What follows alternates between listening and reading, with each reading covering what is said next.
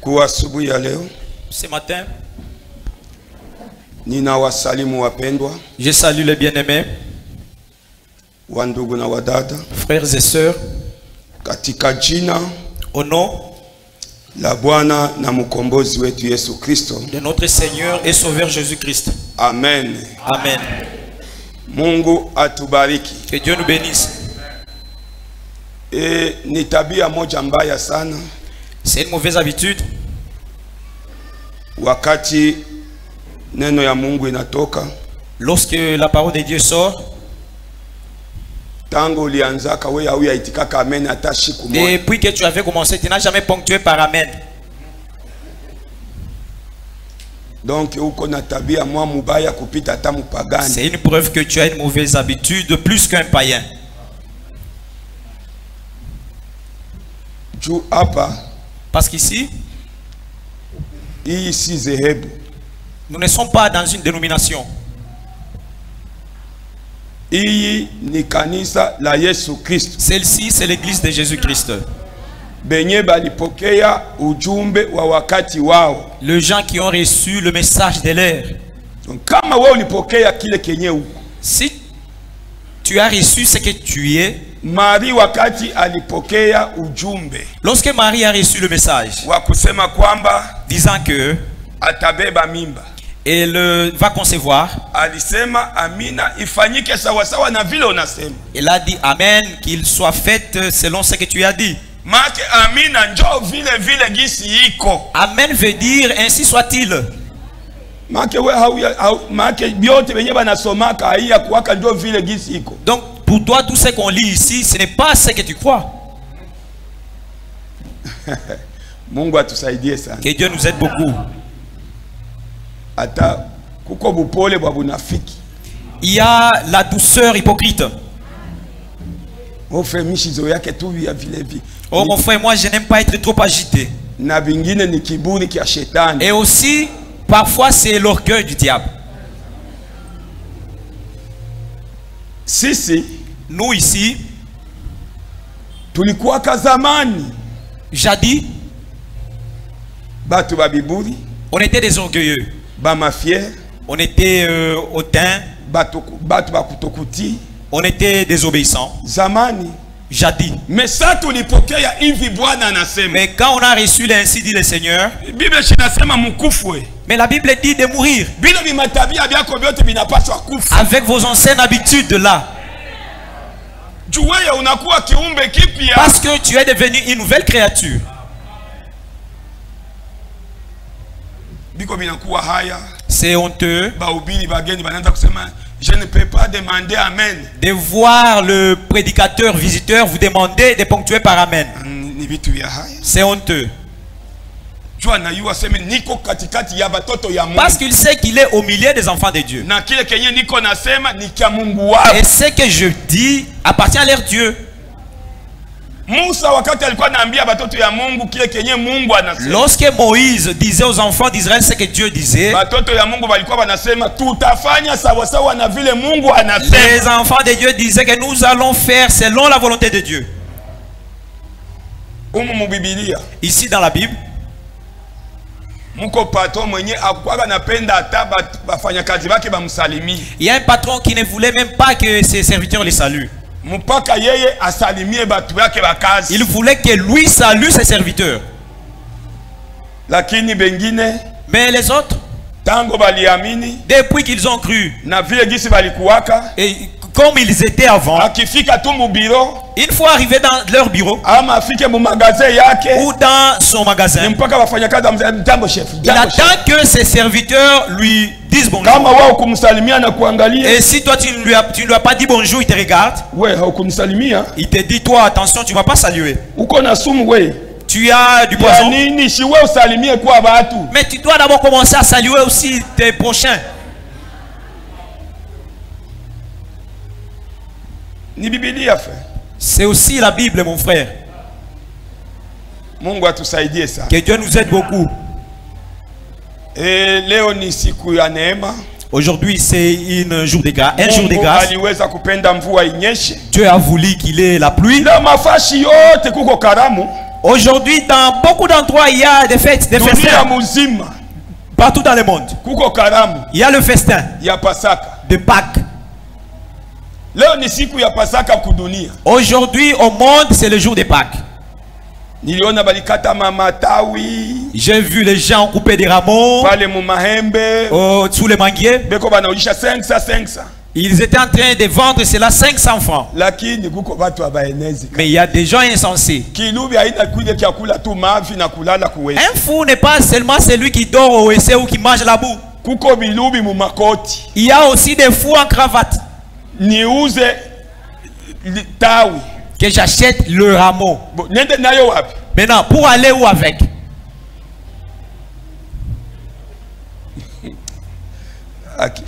Shie tuko na neema. Mes frères, sœurs, nous avons la grâce. Tushukuru Mungu shie. Rendons grâce à Dieu.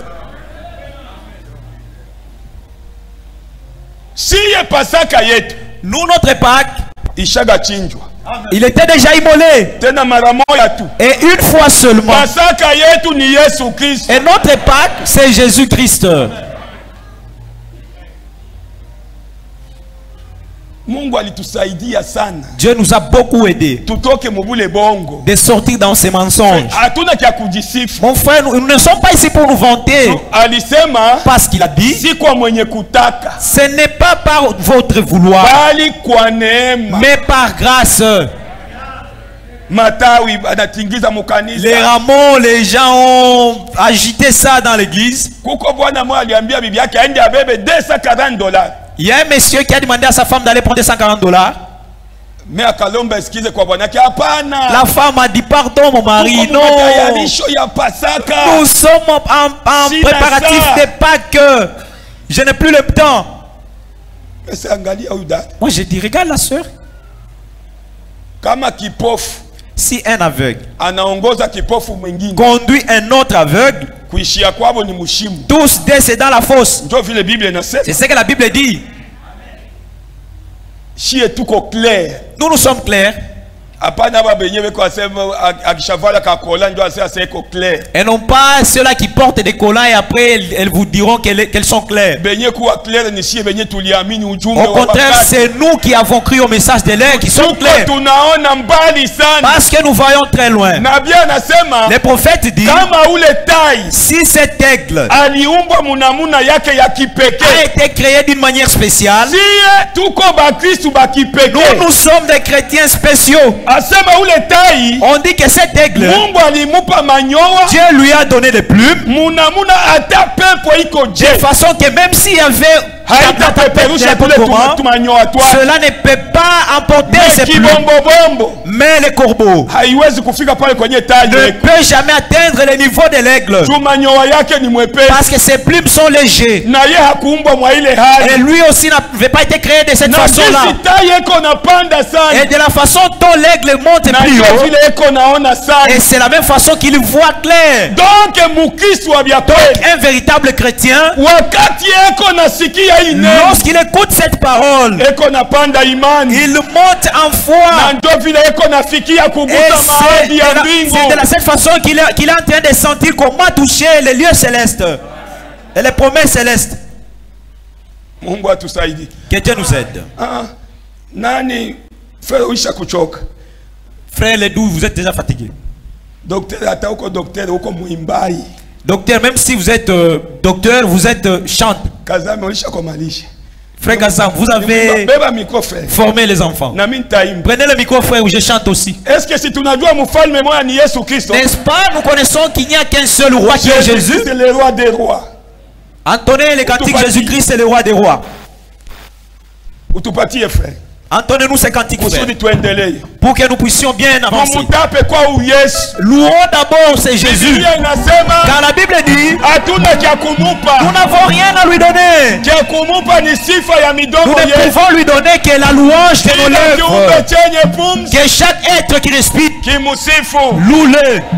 Mimi naamini kwamba shibo wote tuko na buzima. Je crois qu'avant tous la vie. Kuko mufu katikati yetu. Est-ce qu'il y a un mort au milieu de nous Nani mwenye kichwa kiwa kinamuluma? qui a mal à la tête, Ainule kidole. qui lève son doigt? Mungu amibariki. Que Dieu vous bénisse. Seigneur Dieu, Bwana Mungu, uko Mungu wa tu miujiza. es un Dieu de miracles. Mwa hii dakika Dans cet instant, tunapenda ukusifu nous wewe. voulons te louer, toi Dieu. Maumivu ya vichwa Les douleurs de yenye tête kupatikana ndani ya bandugu qui yangu se trouvent au milieu de mes frères, wakati batakusifu, pendant qu'ils vont te louer, uponyaji uingie et la guérison entre mujina la Yesu au Kristo. nom de Jésus-Christ. Twende frère. Continuons, frère. Mungu amibariki, Que muamini Dieu vous kwamba bénisse. mwisha kupona. Croyez que vous êtes déjà guéri. Amen. Amen. Mungu atubariki Que sana. Dieu nous bénisse richement. Yeye ni mfalme wa Il bafalme. est le roi des rois. Est-ce que tunaamini kama yeye ni mfalme wa Croyons-nous qu'il bafalme? est le roi des rois? Tunaweza kumupitia basi vikelekele. Haleluya.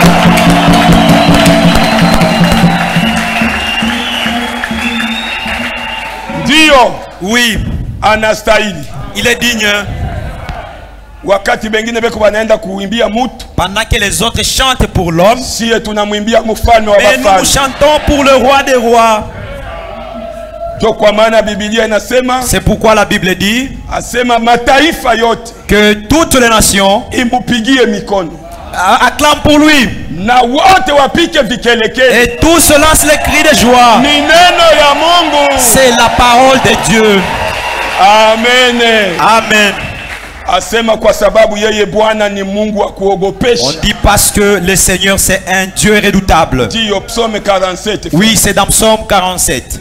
Inasema veni andiko. Il est écrit, c'est une écriture. Kila kyote tunapaswa kufanya. Tout ce que nous devons faire, Tukifanye mujina la Yesu. faisons-le au nom de Jésus-Christ. Amen.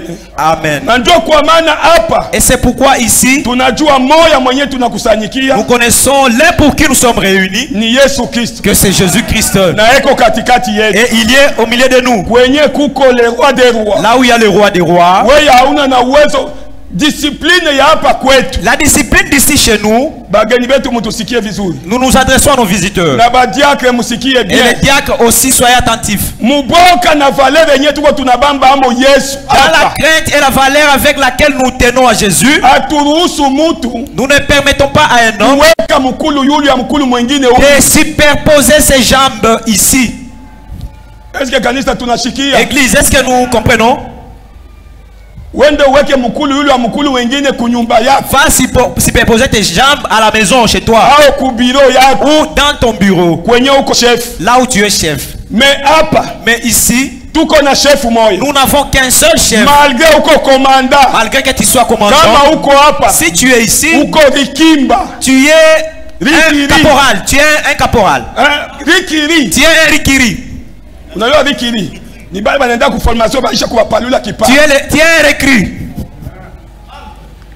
Hata uko general katikati Que tu yetu. sois général au milieu de nous. Cheo yako inabakia pale Ton nje. grade, tu le laisses d'abord dehors. Hapa tunakujua kama uko. Ici, nous connaissons en tant que frère. Oh, moi je suis chef de bureau. Oh, mimi ni mkubwa wa ofisi. Moi je suis honorable. Mimi niko mheshimiwa. Honorable pale nje. Ton honorable là dehors. Hapa Ici, uko mtoto wa Yesu. tu es le fils de Jésus. Honorable wako buko mwenye kuvutika. Ton grade là est effacé ici. Moya mwenye kuwa honorable. Parce que l'unique qui est honorable, Ni Yesu Kristo. ici c'est Jésus-Christ. Amen. Amen. Ndio vile shetu tunayua. C'est comme ça que nous connaissons. Uweke tu mkulu yule humu Que tu superposes mwenye tes muko jambes honorable ici. déshonorable. Où il y a l'honorable et déshonorable. Acha ile tabia. Cesse cette mentalité. Wewe ndio ifanyizie kwako. Va le faire chez toi à la maison. Badiake muveye. Nous demandons au diacre de Ni veiller sur ça. discipline ya hapa kwetu. Ça, c'est une discipline d'ici chez nous. Tango ningali diake. Depuis quand j'étais diacre, Mchungaji Alimasi alikuwa atuambia hapana kuangalia mtu anaweka tu mkulu. les pasteurs Alimas nous disaient toujours de ne pas supporter de voir quelqu'un se poser ses jambes. Mumuonye kwa upole. Et allez-y les voir avec Mwambie frère tuko na chef douceur. Dis-lui que frère, nous avons un chef ici ni Yesu Kristo. qui est Jésus-Christ. Ashushe mikulu yake ikale bien. Humu ni Mets-toi mnyumba ya Mungu. convenablement. Ici, c'est dans la maison de Dieu. Ikala bien. Mets-toi convenablement. Tutasimama bwima wapendwa. Bien-aimés, nous allons nous lever. Kwa asubuhi ya leo Et pour ce matin, tuko tunajifunza kichwa kinaitwa nous nous entretenons sur uigaji wa Ukristo. L'imitation du christianisme. Ndio yenye tuko tunajifunza. C'est sur ça que nous sommes en train de Bandugu na badada nous belisumbuliwa na makazi. pour les frères et sœurs qui étaient empêchés durant la semaine. Tulianza tango siku ya ine. Nous avons commencé depuis le jeudi. Na siku ya tano tulizungumzia. Et le vendredi. Na leo tuko tunapenda kuizungumzia. Et aujourd'hui nous voulons nous entretenir sur ces mêmes thèmes. Kusudi tuone kile Mungu afin de voir ce que Dieu anapenda tupate kuwa. Veut que nous puissions être. Kitabu cha Ezekia. Dans le livre d'Ézéchiel. Sura yake 36. Ézéchiel chapitre 36. Ndio tunasoma pale mstari wake wa 27. Nous lisons au 27e verset. Kisha Yeremia maombolezo Ezekia. Après Jérémie, lamentation et Ézéchiel. Sura yake 36. À son 36e chapitre. Mstari wake wa 27. Au verset 27. Na nitaweka roho yangu ndani yenu na kuwatembeza ninyi kwa sheria zangu na mutachunga hukumu zangu na kuzifanya. Amen. Je mettrai mon esprit en vous et je ferai en sorte que vous suiviez mes ordonnances et que vous observiez et pratiquiez mes lois. Amen. Mungu baba yetu, Mungu mzuri. Dieu notre Père, Dieu bon.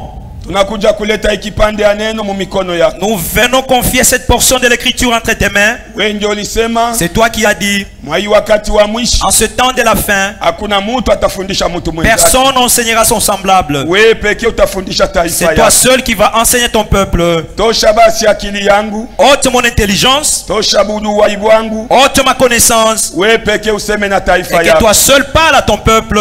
Tunakungoja mukazi. Nous t'attendons à l'œuvre. Utawale tango kumwanzo hadi kumwisho. Que tu domines du début jusqu'à la fin. Bariki mchungaji wetu. Bénis notre pasteur. Bariki batumishi bako bapasha habari njema. Bénis tes serviteurs qui proclament la bonne nouvelle. Bariki wa shemasi. Bénis les diacres. Bariki wa zamini. Bénis les administrateurs. Bariki kwaya yetu. Bénis notre chorale qui se donne pour chanter en ton honneur. Bariki kila yeyote mwenye konafanya kazi ya usafi ndani ya Bénis tout celui qui fait l'œuvre d'entretien dans cette église. Usisahau wazee. N'oublie pas les anciens. Na ubariki Israeli taifa yako. Bénis aussi Israël ton peuple. Pia na mtumishi wako Ewald de Frank. Aussi ton serviteur Roi de Franck. Bila kusahau Bwana Yesu Raisi wetu. Seigneur Jésus, sans oublier notre président Félix Tshisekedi Tshilombo. Umubariki sawa vile ulisema. Bénis-les comme tu l'as dit. Toute autorité vient de Dieu. Mamlaka yote inatoka kwa Mungu. Hivi ulimupatia neema ya kuwa Bwana kichwa ndani ya nchi yako. Comme tu lui as fait grâce d'être la tête dans notre pays. Umusaidie. Assiste-le. Umupatie mapendo ya kupenda taifa yako. Donne-lui le patriotisme. Na ubariki wote wenye kutumika pamoja naye. Aussi bénis tous ses collaborateurs. Au nom de Jésus-Christ, nous avons ainsi prié. Amen. Mungu atubariki. Que Dieu nous bénisse. Tunaweza kukaa chini wapendwa. Nous pouvons nous rasseoir bien-aimés. Tuliweza kupata mvua. Oui, il y a eu pluie aujourd'hui. Na iliweza kuzuiza wengine. Et cela a empêché les autres. Muvivu, Biblia inasema muvivu. Parce que la Bible dit qu'un paresseux, kama saa mvula inanyesha, quand il pleut seulement, unasikia kwa kwambia sema Isa lumande lungaliki. Il te dira que maintenant là, la rosée est encore là. Et là, tu vas les trouver même se couvrir de couvertures. Pendant que ses frères vont se diriger vers l'église à 5 heures. Et lui te dira qu'il fait encore nuit, les lions est sur les chemins. Tout ça, c'est à cause de la paresse. Il n'y a aucune pluie qui peut empêcher un homme de manquer à l'église. Au moins, cela peut être possible pour un chrétien paresseux qui est encore dans le lit, en train de dire qu'il pleut encore. En tout cas, c'est malheureux. Oui, bien-aimé. J'ai une salutation. Frère Alexandre Ndugu Alexandre Dada a salué l'assemblée au nom de le Pados. Tango pale Kinshasa anasalimu makutano mjina la Yesu Kristo. A salué l'assemblée au nom de Jésus-Christ. Mchungaji wetu notre pasteur na yeye aliweza kusalimu makutano mjina la Yesu Kristo. A aussi salué l'assemblée au nom de Jésus-Christ. Ikiwa mapenzi ya Mungu, Dieu voulant, labda kesho ama leo usiku tunaweza kuwa pamoja naye. Peut-être demain ou aujourd'hui soir nous serons avec lui. Tumukumbuke katika maombi yetu. Souvenons-nous de lui dans nos prières. tulikuwa tunazungumza juu ya kichwa, nous étions en train de nous entretenir au sujet tunazungumza où nous nous entretenons juu ya kuiga Ukristo, sur un thème intitulé l'imitation du christianisme. Sisi hatukuya hapa tena juu ya kuiga Ukristo. Nous ne sommes pas venus ici pour imiter le christianisme.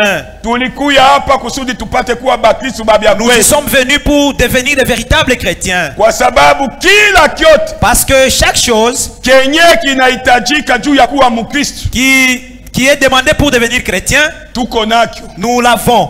Kama utakuwa Mkristo wa kipande, si tu peux être un chrétien en partie, mu délivrance totale, dans la délivrance totale, nabii anasema, le prophète dit ya kwamba Mungu hayafanyaga Mkristo wa kipande, que Dieu n'a jamais fait un chrétien à moitié. Mungu anafanyaga Mkristo wa kuenea. Dieu fait un chrétien tout fait tout entier. Na kama alituita pa et s'il nous a appelé à cet endroit, alituita kwa sababu tukue bakristo babia kweli. Il nous a appelé pour que nous puissions devenir de véritables chrétiens. Kenye kiko kinatuma mtu, ce qui pousse l'homme anakuwa Mkristo wa kipande, à devenir un chrétien à moitié, ni kuacha neno ya Mungu, c'est abandonner la parole de Dieu, anabeba bisela, et prendre les coutumes. Na wakati unabeba bisela, et lorsque vous prenez les traditions, Mungu hatembeake na mtu mwenye kuwa na bitabia. Dieu ne marche jamais avec quelqu'un qui a des traditions. Tabia moja Mungu anaexige mtu kuwa nayo, l'unique caractère que Dieu exige un homme d'avoir, ni matendo ya Roho Mtakatifu, c'est les œuvres du Saint-Esprit. Na wakati uko natenda matendo ya Roho Mtakatifu, et lorsque tu produis les œuvres du Saint-Esprit, uko Mkristo wa kweli, tu es un véritable chrétien. Parce que wakati neno ya Mungu iliharibika, parce que lorsque la parole de Dieu était corrompue, wageni wetu, pour nos visiteurs, ujumbe wenye tuko tunahubiri, le message que nous prêchons, ni neno ambayo ilirudishwa, c'est la parole qui a été restituée, ni Biblia yenye iliharibishwa, c'est la Bible qui était corrompue. Na wakati Mungu aliona kama kuko batoto, et lorsque Dieu a réalisé qu'il y avait des enfants qui avaient besoin ya kuweza kurithi mbingu, d'hériter le ciel, Mungu akafanya mpango wa wokovu. Dieu a fait un plan du salut. Na wakati alifanya mpango wa wokovu, et lorsqu'il fit le plan du salut, alijua ni nani, il savait qui est celui mwenye ataamini, ou celle qui va croire. Kwa asubuhi ya leo, pour ce matin, na we kama huyapatia Yesu Kristo maisha si toi aussi tu n'as pas encore donné à Jésus ta vie, ingelikuwa heri usirudie vile ulikuja. Il serait mieux de ne pas rentrer tel que tu es venu. Kwa sababu ni kitu kia hatari, parce que c'est malheureux kuanguka kuwa adui wa Mungu ndani ya mikono ya Mungu, de tomber étant ennemi de Dieu entre ses mains. Ni heri, c'est mieux usingelizalika, de ne pas naître. Alors Mungu atubariki sana. Que Dieu nous bénisse richement. Na tuliweza kusoma, et nous avons lu, sawa vile siku ya tano, comme le vendredi, tulichanga juu ya muda ulikuwa umekwisha kwenda. Nous n'avons pas pu aller plus loin parce qu'il n'avait pas de temps. Tulichanga kitabu cha Matendo ya Mitume sura 8. On a lu dans les livres des Actes des Apôtres chapitre 8. Tulichanga mu masemi. Et quand on parlait, nous avons mélangé les propos. Kitabu cha Matendo sura 8. Le livre des Actes des Apôtres chapitre 8. Mstari wake wa kwanza hadi 12. À son premier jusqu'au 20e verset. Na tukajanga. Et nous avons aussi mélangé kitabu cha Matendo ya Mitume, le livre des Actes des Apôtres, sura yake ya 19 à son 19e chapitre jusqu'à son 15e verset et 16e. Dans les Actes des Apôtres chapitre 8, là nous avons trouvé l'apôtre Pierre. L'apôtre Pierre prêchait. Et lorsqu'ils ont entendu que Samarie aussi a reçu la parole de Dieu, ils ont descendu et ils ont trouvé les gens en train d'adorer. Et les autres étaient même baptisés par Jean. Mais lorsqu'il était arrivé, ils ont prêché et imposé les mains sur les gens. Et les gens ont reçu le Saint-Esprit. Maintenant il y avait un homme, il voulait aussi qu'on lui vende. C'est là pour qu'il commence aussi à prier aux gens. Les dons de Dieu, on ne l'achète jamais. Nous naissons avec les dons. Si tu es né ayant les dons volés, de chanter, tu vas chanter. Si tu es né ayant les dons de prêcher, et c'est ce qui tue les gens aujourd'hui et qui divise les églises. Oh, on ne respecte pas mon don. C'est les dons de Dieu. Dieu connaît l'heure et le jour que ces dons vont œuvrer. Ce n'est pas ton don. Amen. Amen. C'est ce qui tue les gens. On a un ministère, frère. Oh, tu vois, j'ai un ministère, frère. Mais on est en train de m'étouffer. Qui peuvent t'étouffer? Dieu lui-même et même les prophètes disent que le monde entier, c'est la chair des prédicateurs. Amen. Amen. Oui, le monde tout entier, c'est la chair des prédicateurs. Le monde entier. Si tu veux là que tu arrives, Johannes, lui était en train d'aller en cours de route, prêchant, arrangez, répandez-vous, arrangez les chemins. Et les gens écoutaient. La Bible dit que Jean avait baptisé les gens. Tu veux seulement que Hassan te cède la chair?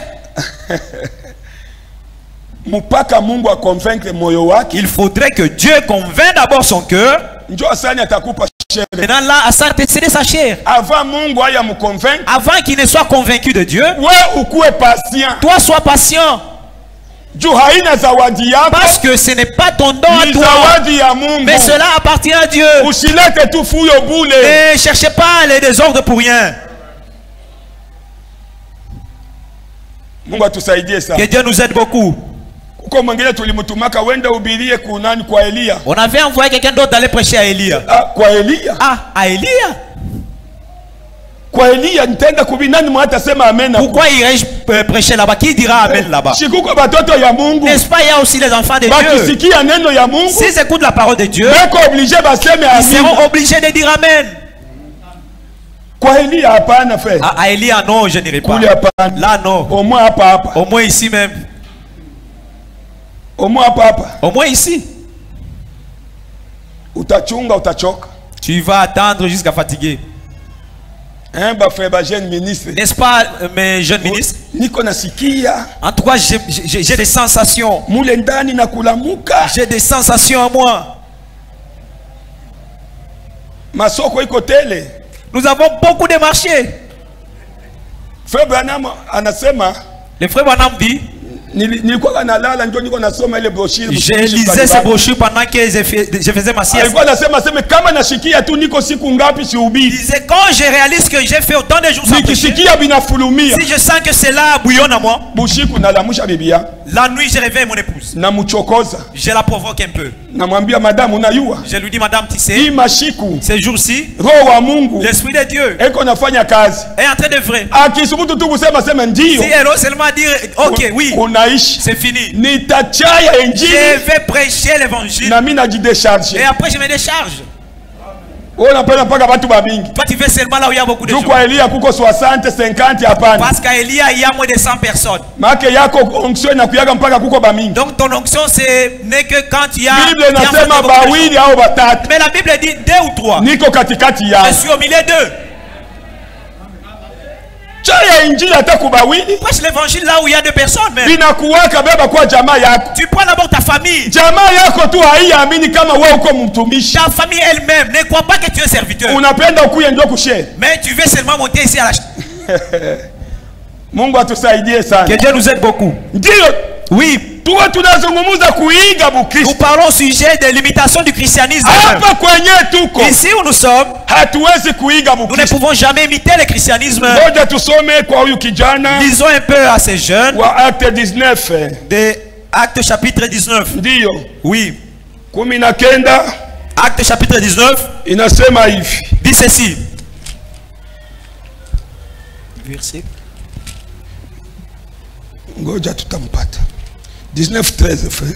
Acte chapitre 19, verset 13. Ndio. 13 dit ceci. Juu juzi hatukuweza kuisoma. Parce qu'avant-hier on n'en avait pas parlé. Ama tuanze 11. Commençons au 11e.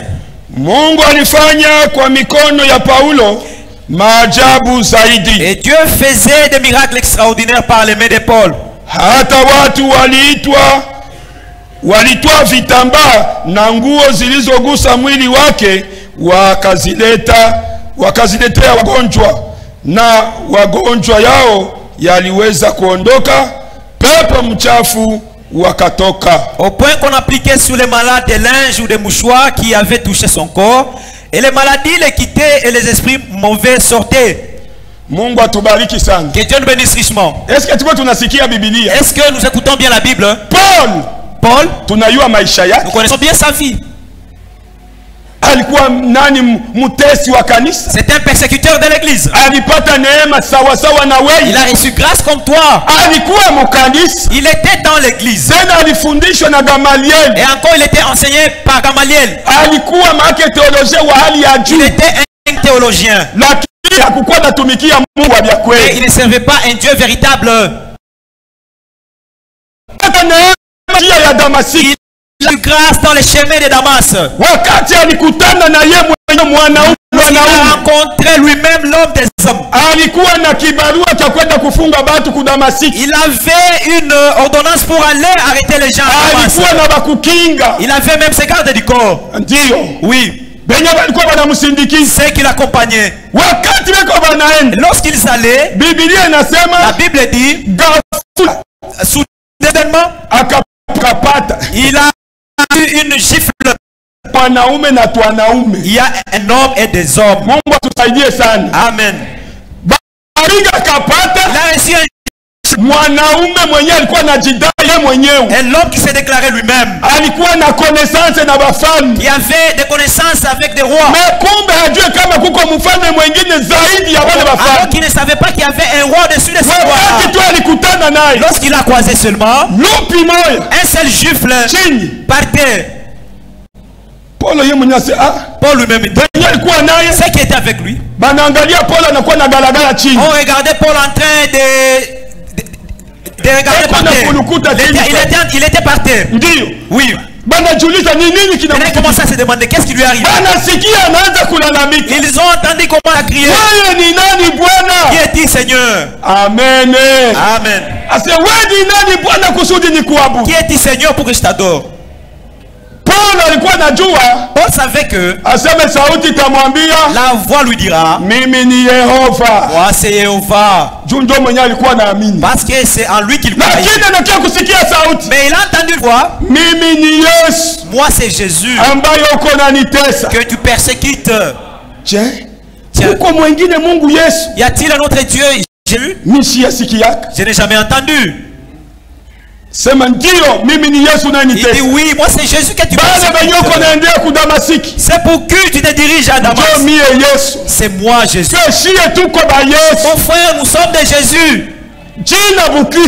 Les non-chrétiens est venu du mot Christ. Là que tu es, c'est lui qui va te toucher. C'est-à-dire il touche à Jésus. Voyons-nous comme ça? C'est pourquoi on ne perd pas la valeur. Paul entend cette voix. On nous dit que c'était une colonne de feu. Il regarde comme ça, il voit les autres. Le salut est individuel aux nations. Et ces gardes du corps avec qui il était n'ont pas vu ce qui s'était fait. Ils commençaient maintenant à les tenir. Les commandants qui étaient bien garnis à vous les militaires, ne nous intimidez pas. Nous n'avons qu'un seul soldat, l'homme des hommes. Son nom c'est le commandant des hommes, Jésus-Christ. Il se réveille. On nous dit va en ville. Il va trouver un homme. De nom d'Ananias. Il va prier pour toi. Compris pour moi encore. C'est le combat que nous avons toujours avec ceux qui viennent de dénomination. ou de certaines églises. Moi j'ai déjà été baptisé au nom de Jésus. Si tu lui demandes, tu as été baptisé au nom de Jésus. Dans votre église. Est-ce que la femme prêche? Mais oui, est-ce qu'il a défendu une femme de prêcher? Ils sont en train d'imiter le christianisme. L'église de Jésus-Christ, c'est elle qui baptise au nom de Jésus-Christ. Les protestants et les autres, ils étaient en train de baptiser aux trois noms. Maintenant, lorsque les jeunes ont prêché l'évangile, alors qu'ils commencent à avoir honte, et aussi commencent à baptiser au nom de Jésus. Mais à la fin, ils mettent, ils le signent cela par le nom du Père, Fils et Saint-Esprit. Là, tu as déjà abîmé ta prière. On a un seul nom avec le seul pouvoir. Et ce nom, je termine au nom de notre Seigneur Jésus-Christ. Même le ciel va dire ok à ta prière. Mais au nom du Père, Fils et Saint-Esprit, le ciel sera calme. Parce que jamais le Père n'a versé le sang. C'est Jésus qui avait versé. C'est pourquoi lorsqu'il dit, lorsqu'il te dit en vérité, je te l'ai dit. Tous peuvent dire, je te dis au nom de Jésus. Mais lui-même te dit en vérité, en vérité. Parce qu'il n'y a pas quelqu'un d'autre au-dessus de lui. C'est la révélation qui manque dans des églises. Ils imitent, mais jamais ne peuvent arriver à nous. Parce que ceux qui connaissent le mystère, c'est seulement l'épouse. Que Dieu nous bénisse richement. Nous ne sommes pas là. Deuxième verset, frère. Pardon? Deuxième verset, il y a 19. Il y a acte 19. C'est pas 13e. Ah, 12. 13. C'était déjà? Oui. Non, 12. Akawauliza, tulisoma 11. Akawauliza, mulipokea Roho Mtakatifu wakati mulipo amini? Il leur demandait, avez-vous reçu le Saint-Esprit pendant que vous avez cru? Wakajibu hapana. Ils répondirent non. Hatukusikiaka kama Roho Mtakatifu yuko. Nous n'avons jamais entendu parler du Saint-Esprit. Ce sont les chrétiens qui répondent comme ça. Akawauliza. Il leur posa la question. Basi mulibatizwa kwa ubatizo gani? De quel baptême avez-vous été baptisé? Wakasema kwa ubatizo wa Yohana. Ils répondirent du baptême de Jean-Baptiste. Paulo alisema. Paul a dit. Oh là là, tout comme au verset 1. Dio. Paulo akasema. Paul dit. Non. Comment? Ni 13. Oui. Ok. 13 nasema, lakini jaribu kutaja jina la Bwana Yesu Kristo juu yao waliokuwa na pepo wachafu, wakisema, tunawaapiza ninyi kwa Yesu yule ambaye alihubiriwa na Paulo.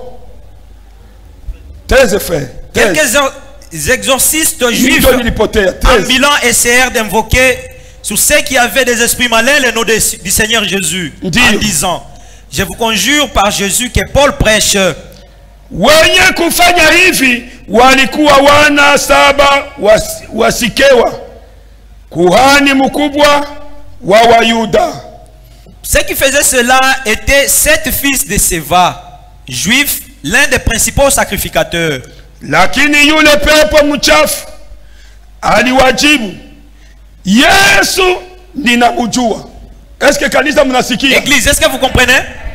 Pepo mchafu, l'esprit malin, akajibu batoto ya kuhani, leur répondit ya kwamba que Yesu mwenye mko munataye, Jésus que vous invoquez, mimi namjua, moi je le connais. Mungu atusaidie sana. Que Dieu nous aide beaucoup. Mapepo inajua Yesu. Les esprits malins connaissent Jésus. Mais batoto ya kuhani habamujui. Mais les enfants des sacrificateurs ne les connaissent pas.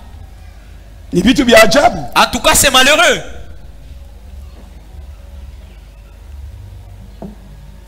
Ninamujua. Je les connais.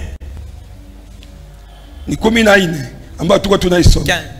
15. Lakini ninyi ni nani? Mais vous, qui êtes-vous?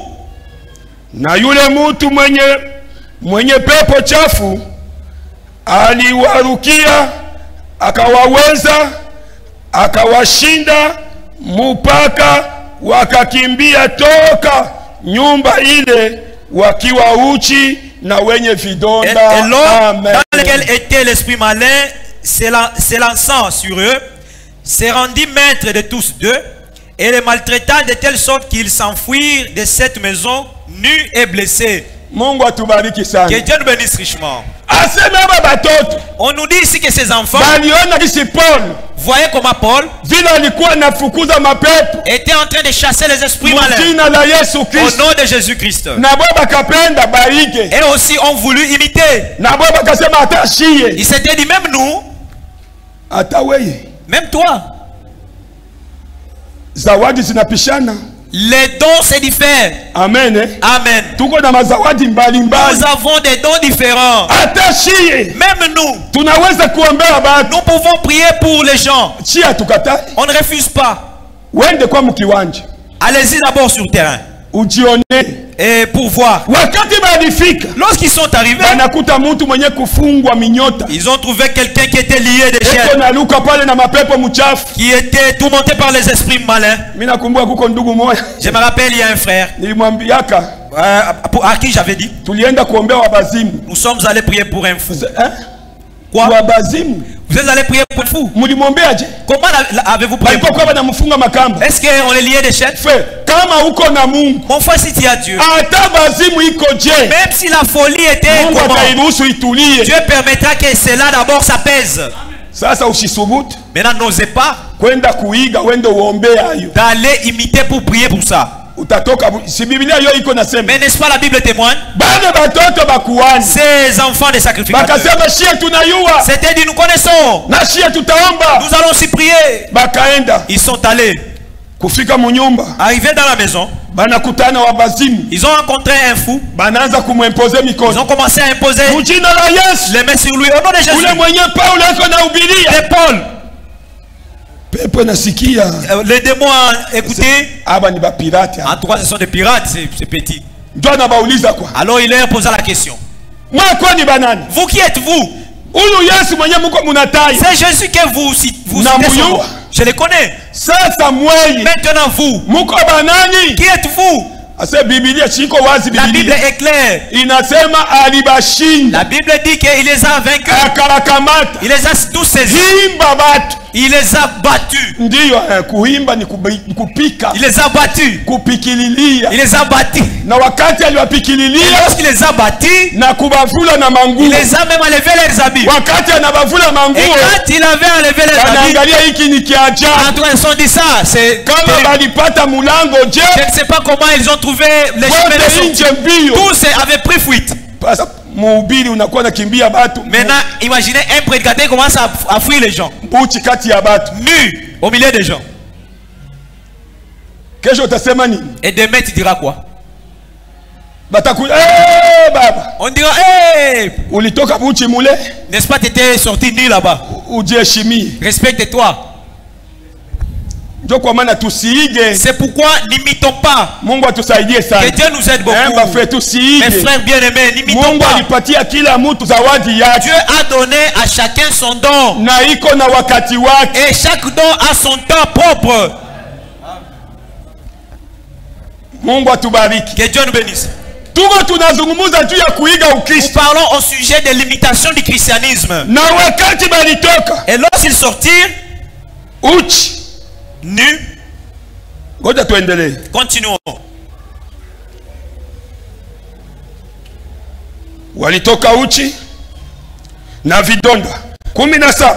Na habari hizi zilijulikana na Wayuda na Wayunani waliokaa katika Efeso, na woga uliingia wote, lakini jina la Bwana Yesu likatukuzwa.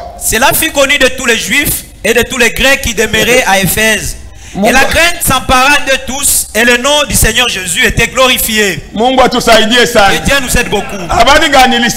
Quelle est la nouvelle qui était répandue? C'est Paul avec ses enfants qui étaient sortis nus. On dit, est-ce que tu connais que les enfants du sacrificateur avaient pris fuite dans la maison? Je ne sais pas si c'était la maison d'un frère ou d'une sœur. On ne sait pas. La Bible dit seulement qu'ils avaient fui. Et la nouvelle s'était répandue. Et plusieurs de ceux qui avaient cru venaient confessant et déclarant ce qu'ils avaient fait.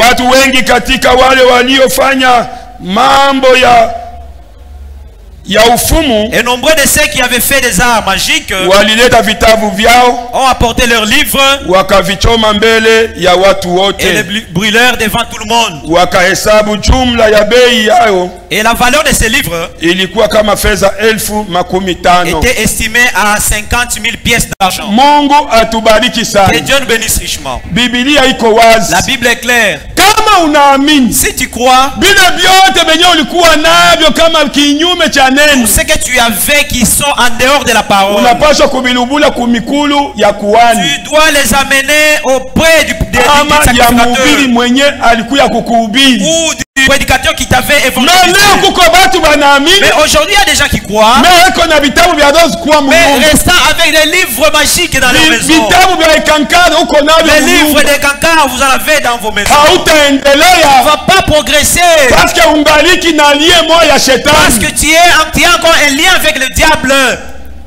Amen. Amen. Les fétiches que tu étais allé prendre quand tu vas croire, amène-les qu'on les brûle. Ne les gardez pas. Tu ne vas pas progresser dans ta vie chrétienne. Que Dieu nous bénisse richement. Les concubines que tu avais avant que tu ne crois, la Bible dit qu'ils ont confessé. Confesse et répands-toi que tu abandonnes. Mes frères, est-ce que vous comprenez? Est-ce que comment je peux abandonner? Abandonne tes anciennes concubines qui n'ont pas de valeur dans ta vie. Que Dieu nous bénisse richement. Nous allons dans le sens contraire. Nos vies avec la parole ne peuvent jamais être ensemble. Ce qui peut seulement se concorder à la parole, c'est le Saint-Esprit en toi. Tes désirs à toi jamais ne peuvent se concorder à la parole. N'est-ce pas ça, bien-aimé? Toi tu veux prendre la bière. La Bible dit de ne pas prendre l'alcool. Vous les ivrognes, un frère ivrogne, c'est honteux dans ces messages de trouver un frère qui prend de l'alcool. C'est une vie trop bas. Il y a quelqu'un qui ne croit pas encore, mais qui ne prend jamais de l'alcool, ne fume jamais. Mais quel que soit cela, il n'ira pas au ciel.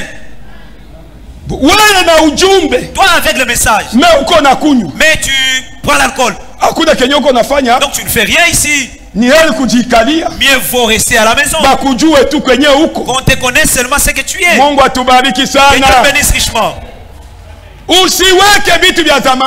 Ne gardez pas les choses anciennes. Comme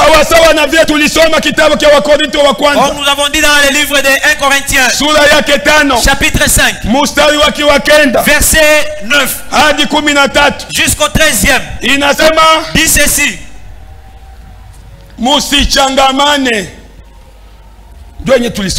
C'est ça que nous avons lu, verset 9.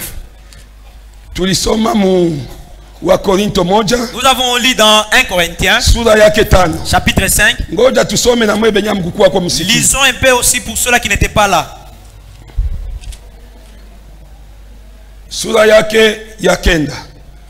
Chapitre 5 verset 9.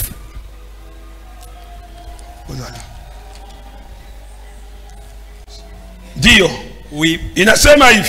Ça dit ceci.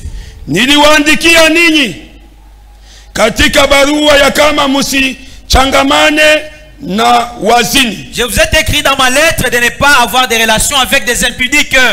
Sisemi msichangamane kabisa kabisa na wazini wa dunia hii. Non pas d'une manière absolue avec les impudiques du monde. Au na wenye tama, ou avec les cupides, au na wanyang'anyi, ou les ravisseurs, au na wenye kuabudu sanamu, ou avec les idolâtres. Kama hivi, autrement, ingewapasa nyinyi kutoka katika dunia. Il vous faudrait sortir du monde. Lakini mstari wa 11, à son 11e verset. Lakini sasa, mais maintenant, nimewaandikia ninyi, ce que je vous ai écrit, musichangamane, c'est de ne pas avoir des relations na mtu anayeitwa ndugu, avec quelqu'un qui se nomme frère. Est-ce que mko mnafuata? Est-ce que vous suivez bien? Musome na mweye. Lisez aussi. Musichangamane na mtu mwenye kuitwa frère. Ne soyez jamais en relation avec quelqu'un qui se nomme frère,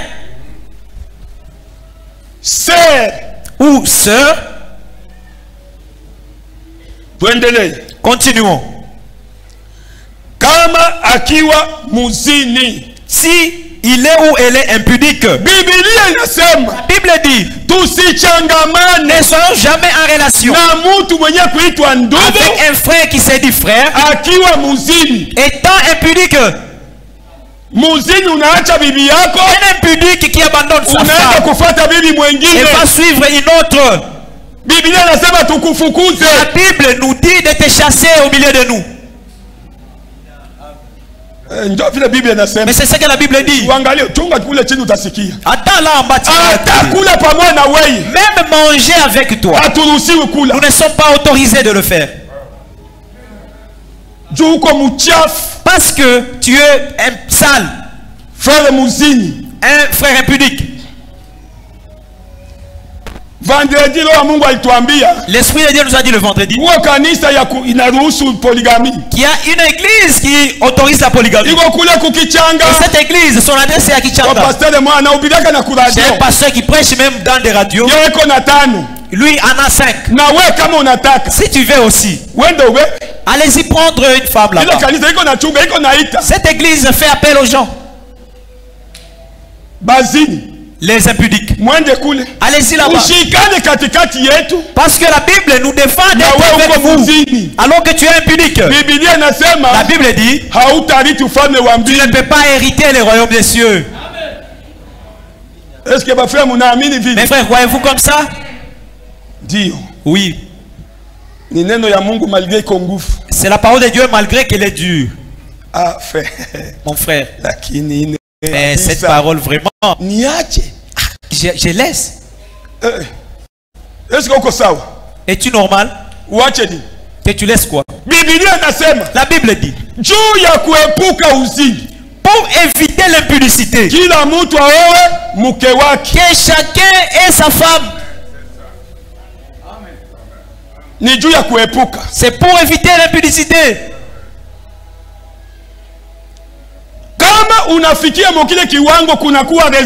Si tu arrives au niveau où il y a maintenant la résistance, vois ton pasteur. Pasteur, votre soeur ici, je l'ai épousée pour éviter l'impudicité. Mais maintenant nous sommes devenus comme des poules. En tout cas, il faudrait que nous puissions commencer à nous poursuivre pour chasser. Et d'abord aussi, la sexualité c'est quelque chose d'ordre.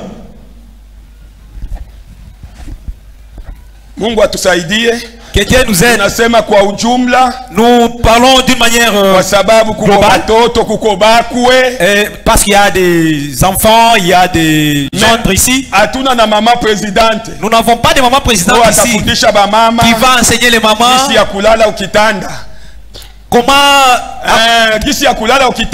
comment dormir dans les lits. Biote Mungu alibiweka muujumbe. Cela, Dieu les a mis dans le message. Juu ya kuweza kufundisha batoto yake. Pour enseigner ses enfants. Mustari wake wa 12. Tunaendelea 11. Akiwa muzini au mwenye tamaa ou cupide. Tulisema juu ya kutamani. Nous avons parlé au sujet de la cupidité. Tamaa kama uko na Yesu Kristo inapaswa kuisha frère. Si tu as Jésus-Christ, cela doit cesser mon frère. Macho yako mumacho. Tes regards. Biblia inasema sema macho ya banaume munajaa tamaa. La Bible dit que dans les yeux des hommes ou les regards des hommes, il y a plein de convoitises. Mais vous ne voulez pas seulement voir des fesses. On avait un frère qui travaillait à Kauka. C'était un Congo. En tout cas, ce papa-là était convoité par mal de femmes. Il faut voir seulement une femme passer. Il fallait qu'il fasse les deuxième regard. Et l'ana vraiment. Qu'est-ce que l'ana? Et l'ana quoi? En tout cas, il n'y a pas de spécial plus que c'est que ta femme a. Aime ta femme. Tu regardes, tu dis. En tout cas, je me suis mal marié. Est-ce que c'était la nuit que tu étais allé épouser? En tout cas, celle-ci, même si on a dit de ne pas convoiter. N'importe quel homme peut tomber. C'est toi qui peux la convoiter. Mais certains de tes frères, Jésus les a déjà ôtés cette convoitise-là. C'est toi qui vas convoiter. Ce ne sont pas tous. En tout cas, celle-ci. Même le pasteur va la convoiter. Certainement. Tu vois maintenant le manque de respect. Même le pasteur risque de convoiter.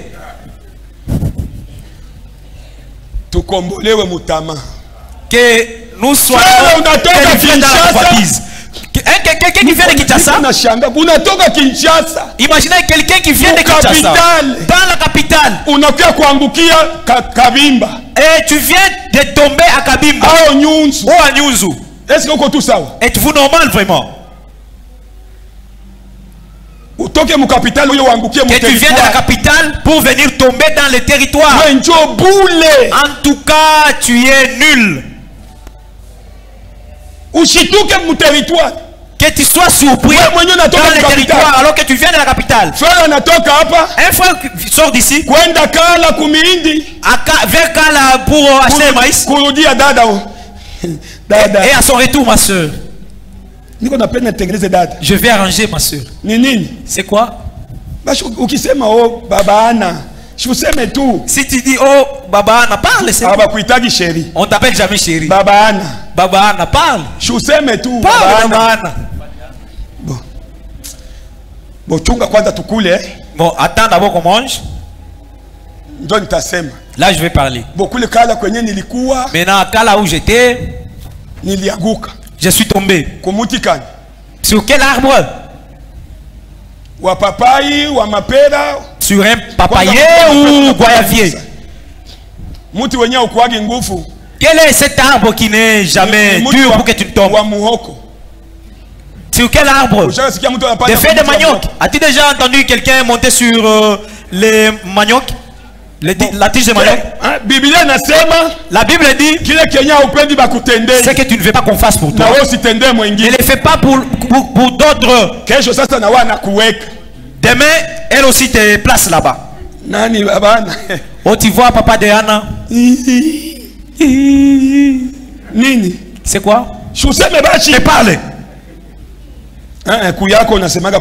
Non, quand il s'agit de ton cas, tu parles lentement. J'ai peur. Tu as peur de quoi? Tu as peur de quoi? Maman. Qu'est-ce que fait maman? Sois posé.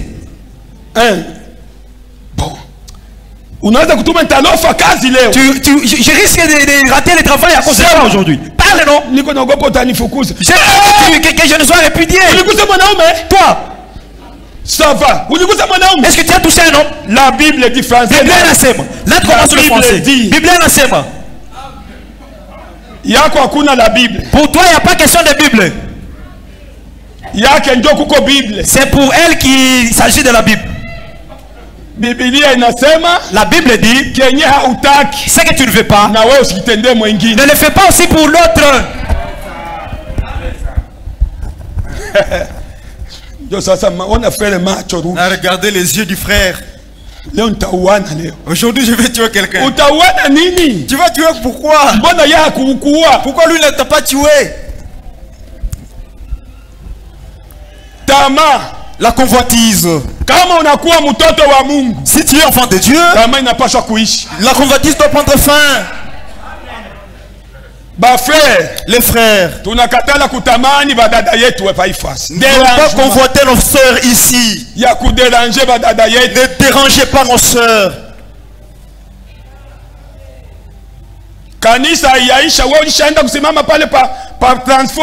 On n'a pas encore fini les cultes et toi tu vas te placer là-bas au niveau des transports. Au stade là-bas en train d'attendre.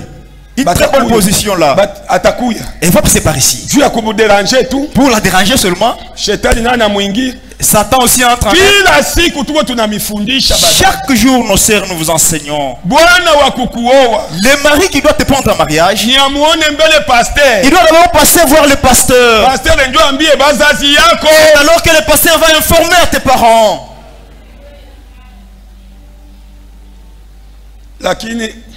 Mais pour aujourd'hui, en tout cas, comment je vais encore attendre? Ça fait longtemps que j'ai pas chanté. C'est toi qui commence à suivre les frères. Est-ce que vous ne me voyez pas? Qu'on te voit quoi? C'est très honteux. Chaque femme a son mari, son propre mari. Les frères de cette tabernacle, jamais les sœurs en mariage. Moi aussi je trouve même musulman, j'ai peur. Va-t'en, tu n'as pas été de nôtre. C'est ton caractère qui repousse les hommes. Chaque jour on ne te voit pas seul. Tu dois toujours t'accompagner des hommes. Ils ont les yeux de l'aigle, ces frères ici. Ils sont trop vigilants. Il ne veut pas aller prendre un stade dans sa maison. Un terrain, un ring. La convoitise.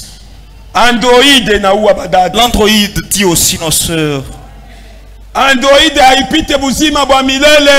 n'est pas plus que la vie éternelle. La vie éternelle a plus de valeur. Toi seul,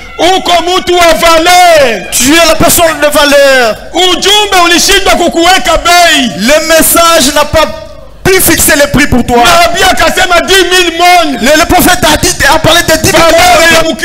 Valeur d'un chrétien. As-tu déjà entendu où on va trouver 10 000 mondes?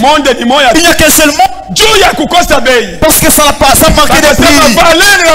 On a estimé la valeur d'un chrétien à 10 000 mondes. Et tu fais peur de cette valeur à cause de l'androïde. Il est allé voler l'argent de sa maman qui vend du riz. Te paye toi un téléphone. Toi, il a volé à Kisebwe. Ce sont des frères, ils ne font pas ça. Que Dieu nous bénisse richement. Les frères, la convoitise. Si tu es chrétien, la convoitise doit prendre fin. Jésus a ce pouvoir-là. Ou un idolâtre. Les idoles de chez vous. Il ne faut pas les consulter. Ou un outrageux. Parlez des outrageux.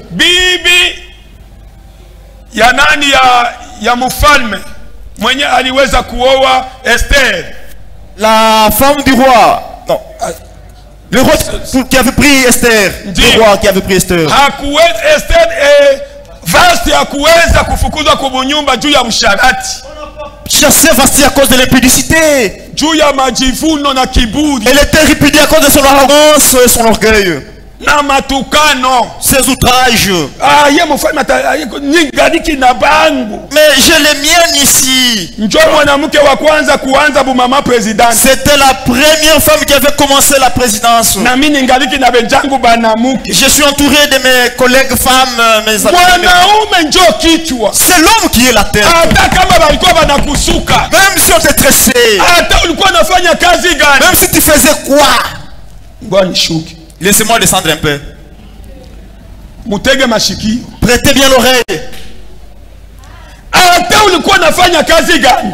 Peu importe ce que tu faisais. Kama frère anakuya. Si le frère vient, unabakia fixe. Tu dois rester fixe. Kama iko na sachet, s'il a un sachet, unaenda kumupokea. Tu vas prendre ça. Est-ce que badada mnashikia? Laissez que vous écoutez. Ya shajingilie vile nayo. Ah, qu'il entre seulement comme ça lui aussi. Uko siku moja utaikuta mumacho. Un jour, tu le verras dans l'eau. Mumacho. Dans les yeux. Niko nakuya nayo tuko naikala tuko naniangalia saa vile kizimungala. Je viens, tu m'observes comme un fantôme là avec mon sachet. Je nitakutupia hayo ndio udake mumacho. Je vais les jeter dans tes yeux. Kama ni daga ikuingie mumacho. Maintenant si c'est le fretin, ça va te pénétrer dans les yeux. Moya wa kuheshimia. L'unique à respecter, wa kupatia heshima, à honorer, ni bwana yako. C'est ton mari. Hata beko banakuya na pasteur. Même s'il vient avec le kukaribisha ni karibu bwana yako. Tu dois d'abord commencer par accueillir ton mari. Bwana yako ndio akaribishe pasteur. C'est ton mari qui va maintenant accueillir son pasteur. Est-ce que badada mnasikia? Est-ce que vous comprenez? Ndio utaratibu. C'est ça l'ordre. Pasteur hana kichwa. Le pasteur n'est pas la tête. Kichwa chako ni bwana yako. La tête c'est ton mari. Amen. Eh? Amen. Badada amen. Mes sœurs amen. Mungu atubariki sana. Que Dieu nous bénisse richement. Matukano. Les outrages. Kutoka uko natukana bwana. Toi tu outrages même ton mari. Mwa hii ujumbe. Dans ce message.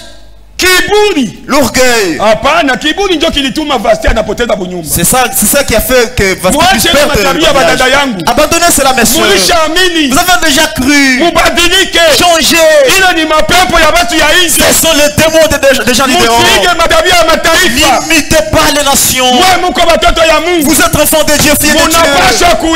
Vous devez imiter mafundisho ya Roho Mtakatifu. L'enseignement du Saint-Esprit.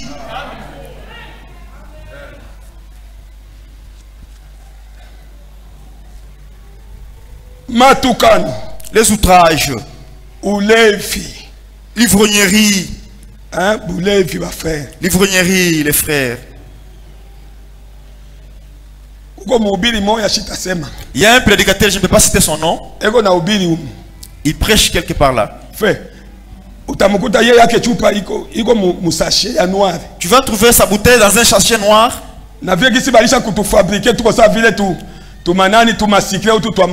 Et comme on les a déjà fabriqués bien comme des secrets en plastique. J'avais ramassé ces bouteilles là. La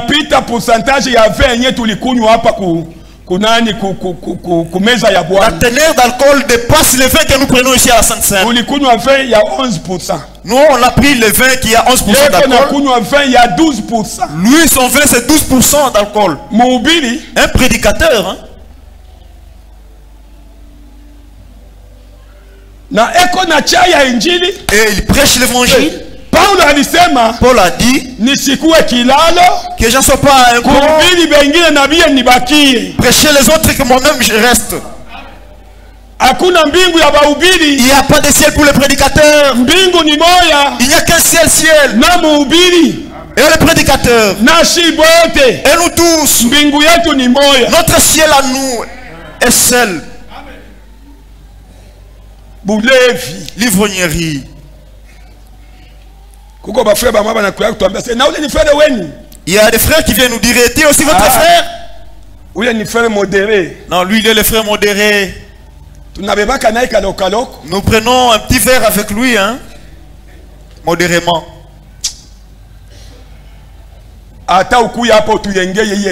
Même si tu venais nous construire cet étage ici, si tu es encore ivrogne, là tu te tourmentes inutilement. Prie à Dieu de te délivrer. Il y a encore la grâce. Nous n'avons pas de grâce infinie. D'ailleurs c'est faux. La grâce a sa fin. Savez-vous cela? La grâce a sa fin. Si la grâce peut faire aux nations, Dieu va retourner à Israël. Là, toi tu es de grâce infinie. As-tu ton ciel? Ou tu seras toujours dans la grâce infinie? Ou un ravisseur? Tu vois un frère qui est militaire, couper les routes. On cambrioler les gens en cours de route. Si Dieu te donne l'occasion, tu les vois. Il ne faut même pas le citer, il va tirer sur toi. Tu le vois seulement dans son chapeau. C'est ce frère-là. Tu viens nous dire ici, un ravisseur. Nous allons l'inviter ici. Quand il sera ici, il ne sera pas armé. Que Dieu nous assiste. Un voleur. Un enfant de Dieu ne doit pas être un voleur qui entre avec des coups avec des machettes. Non, non, non, non, non, ça ce n'est plus notre habitude, notre caractère. Il dit ceci: n'acceptez de manger même pas avec lui, avec un tel homme,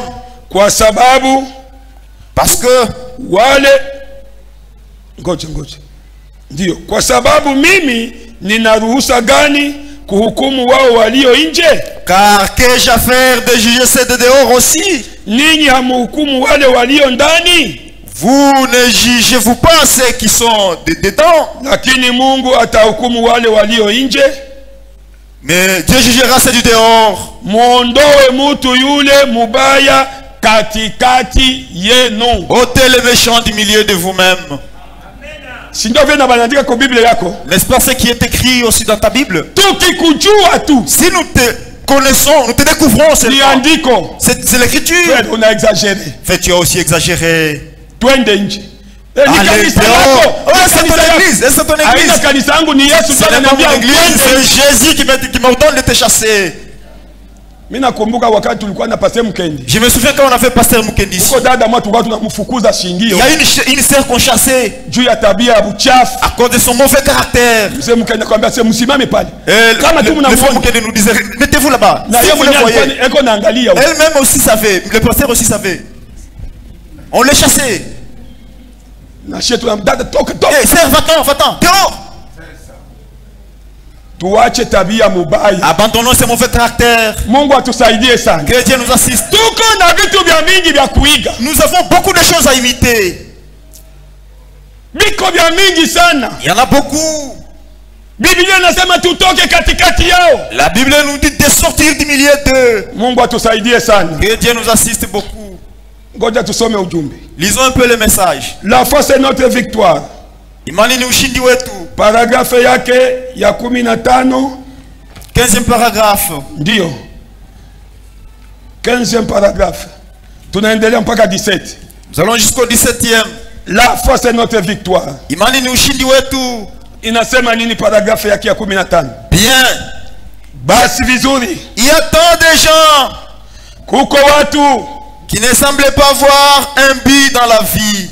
Qui ne semblent pas avoir un but dans la vie. Aseme hawataji kuweza kuwa na kitukio moja. Kifukuzio kimoja. Spécialement en ce jour où nous vivons maintenant. Kwa zaidi kwa hii wakati yenye tuko tunaishi, les gens semblent juste penser que watu wanatarajia kujua kwamba tout ce qu'ils ont à faire, c'est de suivre quelqu'un d'autre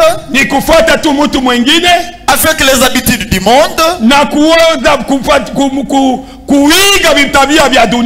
avec la séduction que le monde leur offre. Juste comme ceci, si vous allez à l'école et que certaines petites filles portent une petite robe ou un habit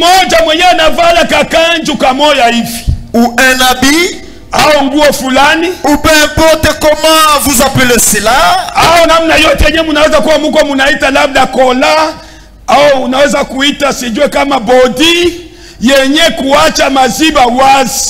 toute l'ambition des autres écolières,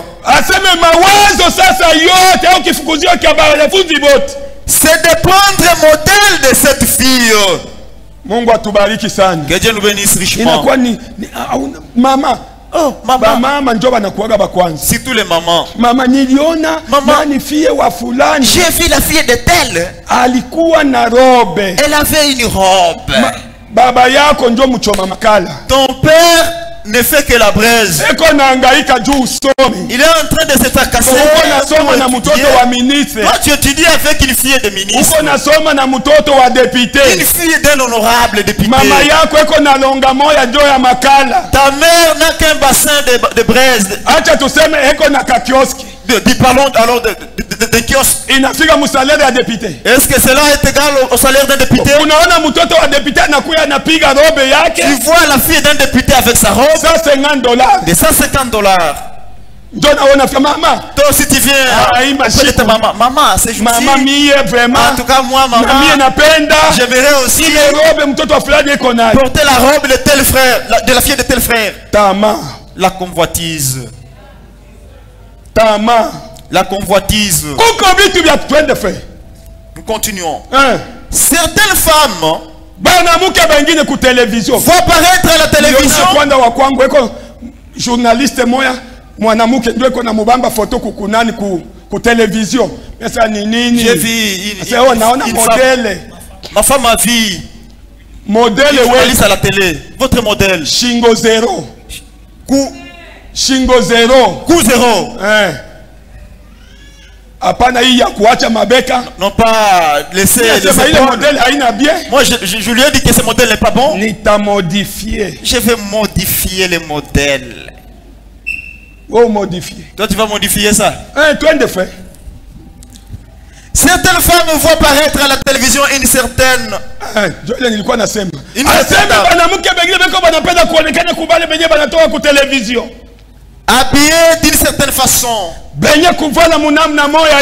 bien, leur ambition, c'est de s'habiller et d'agir de la même manière. Et il semble que la limite de l'ambition américaine,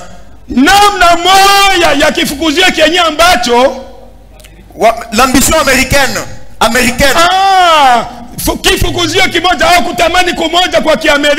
c'est d'avoir un nouveau travail ou avoir une augmentation de salaire et avoir une télévision ou une nouvelle voiture. Laissez-moi dire ceci. Que Dieu nous bénisse richement. Le message dit ceci. Laissez-moi dire ceci. Ces choses peuvent être très bien. Mais il y a dans la vie humaine des ambitions plus élevées. Que Dieu nous bénisse richement. Dans la vie que nous menons immédiatement ici, il y a de bonnes choses que tu peux envier. Plus élevées. Et les chrétiens doivent s'affectionner aux ambitions plus élevées. 18. Ndio. Je pense qu'il nous serait avantageux à nous tous de nous asseoir et de nous demander d'abord. Amen. Amen. Pourquoi nous sommes ici?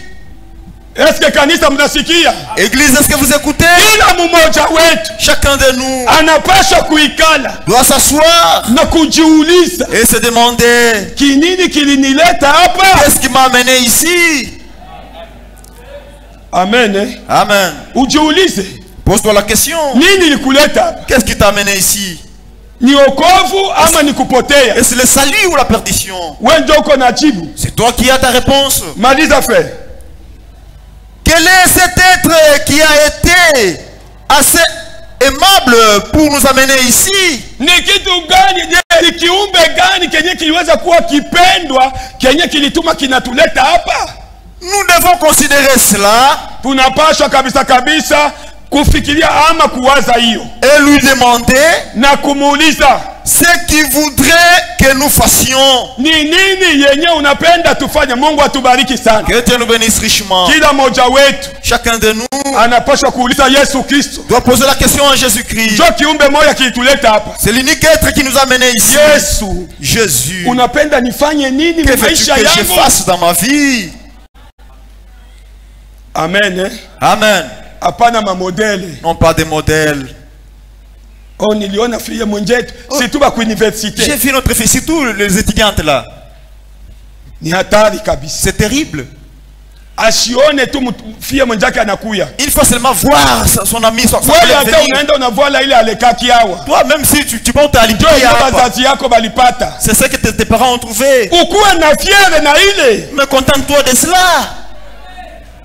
Acha kutamania bile. Faut pas convoiter cela. Kitu kia lazima kia kutamania. L'unique chose la plus importante à convoiter ou envier, c'est le Saint-Esprit. Ndio kitu kia kutamania sana. Voilà la chose qu'on doit convoiter. Kuko benzako balienda kujifungia na kadena kumiti mchamba. Tes amis sont allés se cadenasser aux arbres dans les champs. Anamwambia Mungu, dire à Dieu, kama haukunipa Roho Mtakatifu leo, si tu ne m'accordes pas le Saint-Esprit aujourd'hui, utarudia utakuta mifupa yangu hapa. Le jour où tu retourneras, tu trouveras mes os ici. Na Mungu hapendaki bamweke tufe. Et Dieu n'aime pas qu'on le défie. Alikontrole maisha ya ule mtu. Il a contrôlé la vie de cet homme-là. Nabii yako nasema sasa ni muyomba yake. Le prophète dit que c'était son oncle. Ndio alienda kufanya ile kitu. Qui avait fait cela. Na wakati Mungu aliona kumbingu. Et quand Dieu du ciel a vu cela, imani ya ule bwana. Il a vu la foi de cet homme-là. Mungu akamupa Roho Mtakatifu. Dieu lui a donné le Saint-Esprit. C'est ça la bonne décision qu'il faudrait prendre. Que Dieu nous bénisse. Nous ne pouvons pas imiter les églises. Parce que nous sommes déjà sortis des églises. Ça, ce sont des tentes. Et le prophète dit, moi je ne peux pas aller là-bas. Paragraphe 30, je crois. 30e paragraphe. Dio. De la prédication. Il y a l'imitation du christianisme. Il y a le 27 soir 1957. Janvier. Alors, pendant que j'étais assis là, étonné,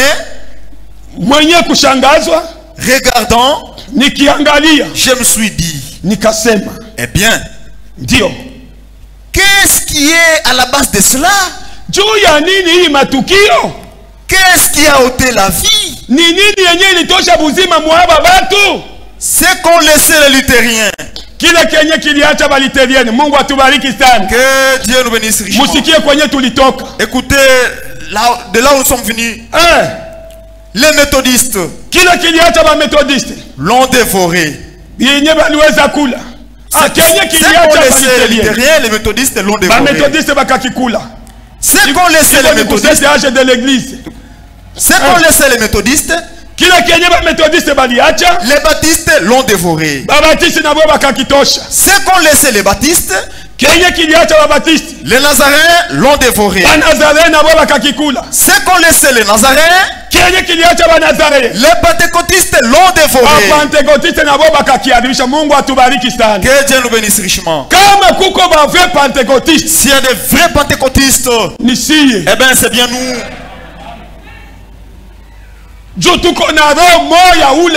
Parce que nous avons le même esprit qui était descendu le jour du Pentecôte. C'est le même esprit que nous avons. Les vrais pentecôtistes, les vrais luthériens, les vrais catholiques. C'est bien nous. Un jour un frère avait posé la question, frère Branham, pourquoi tu mets le crucifix dans ta voiture? N'est-ce pas le symbole des catholiques? Branham a dit catholique n'a jamais eu besoin de la croix. Ceux qui connaissent la valeur de la croix, c'est bien nous. C'est nous qui avons été rachetés à la croix. C'est dans laquelle est venue notre guérison. De la croix est sorti le salut. C'est de la croix est sorti notre bénédiction. Que Dieu nous bénisse richement. Ceux qui connaissent la valeur de la croix, c'est bien nous qui ont cru. Tout le reste ne connaissent pas la valeur de la croix. Parce que si Jésus n'était pas mort, je serais pécheur aujourd'hui. L'œuvre de Golgotha. C'est dans cette œuvre-là. Cette œuvre-là n'a pas été faite pour le serpent. Jusqu'aujourd'hui, le serpent n'a jamais été pardonné. Mais l'œuvre de Golgotha a été faite pour l'homme. Et c'est ainsi qu'il a dit, pardonne-les, Père. Ils ne savent pas ce qu'ils sont en train de faire.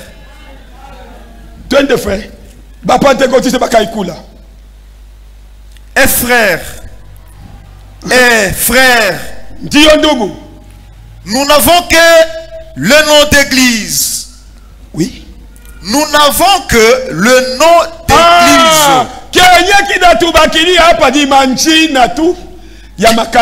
Jina la kanisa. Je me suis dit, n'est-ce pas là quelque chose? Il n'est pas étonnant qu'il y ait tant d'imitation du christianisme. Ce n'est qu'un semblant. Je n'irai pas. Amen. Il ne faut pas faire un semblant dans le christianisme. Il faut être attentif. Il faut être certain de ce que tu es venu faire ici. J'espère que nous venons de lire le message.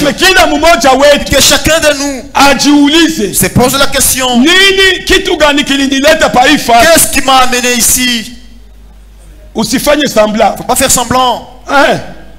Je n'irai pas dans ces bâtiments-là. Que Dieu nous bénisse richement. Le prophète dit ceci, dans tous ces bâtiments-là, grâce infinie, tonnerre révélé, les sangs séchés. Le prophète dit, dans tous ces bâtiments-là, je n'irai pas. Quoi faire? Non, je ne collaborerai pas à pareille chose. Que Dieu nous bénisse richement. Dans ces églises là où le frère qui se divise ici. Vendredi nous avons parlé qu'il y a un caractère qui commence à s'élever. Dès que le diacre t'interdit de faire quelque chose, non, frère, ne fais pas ça, ce n'est pas juste. Non, non, ce n'est pas bien. Je m'en vais, je vais chez moi. Regarde, respecte-toi. Les portes sont ouvertes. Va partout où tu veux. Nous n'avons pas de modèle d'église ici. Nous qui croyons, nous le croyons. Nous n'irons jamais là où tu nous parles. Si toi tu es une pourriture comme eux, vas-y. Nous n'irons jamais là-bas. Nous ne collaborerons jamais en aucun jour. Oui, c'est ça le message. Dis, frère, vous dire. Non. Apana. Je ne collaborerai pas à pareille chose. Amen. Amen. Si tu vois que là on va t'accorder de porter les mèches et autres. Tu as croisé, tu as rencontré quel Jésus qui ne te change pas. Tu ne pas ôter l'envie de mèches en toi. C'est quel Jésus? Rahab l'avait croisé. Et la prostitution avait pris fin. Tu as croisé quel Jésus que tu as rencontré finalement? Jésus a besoin de toi ce matin. Est-ce que kuko mtu anapenda kuwa délivré? Tu veux être délivré aujourd'hui? Mungu atubariki sana. Que Dieu nous bénisse richement. Tamani ya shetani. L'envie est pour le diable. Lakini mapendo ni ya Yesu Kristo. Mais l'amour est pour Jésus-Christ. Mungu atubariki. Que Dieu nous bénisse. Sitaweza kushirikiana nabo. Je ne collaborerai jamais à pareille chose. Ndio. Mubile vitu vyenye anakata tu kanisa. Il divise l'église. Moi je n'irai pas là-bas. Quoi y faire? Oh, invitation. Oh, il m'a envoyé une invitation. Est-ce qu'ici nous ne connaissons pas, ce nous sommes des oncles? Est-ce que nous connaissons dans les tribus ici? C'est mon oncle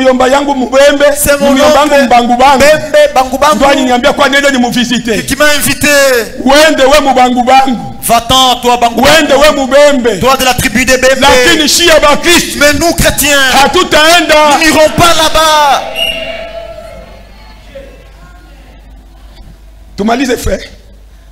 Un manque de vie, c'est tout. Que Dieu nous bénisse richement. Il manque la vie. Mais nous, nous avons la vie en abondance. Notre vie à nous, c'est la parole de Dieu. Si tu veux nous provoquer, essaie seulement de marcher sur la parole, sur l'écriture. Tu vas nous voir. Avant-hier, là, c'est ça qu'on me disait. Si nous voulons avoir du succès, tenons-nous sur ainsi dit le Seigneur. Si tu te tiens sur la parole, tu auras du succès. Que Dieu nous assiste beaucoup. Il te faudrait savoir ce qui t'a amené ici. Il y a beaucoup de choses à dire. Et le temps nous est imparti. J'aimerais prendre une écriture pour pouvoir aussi rappeler à nos frères motards, conducteurs de motos. Nos frères conducteurs de motos. La Bible dit, soyons des modèles partout. Ne vous mêlez pas dans des troupes qui sèment des troubles. J'ai une écriture ici, je pense.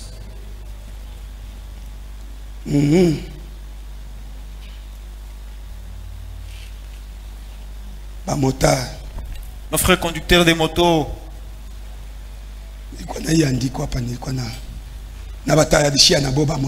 J'ai préparé aussi une écriture pour eux.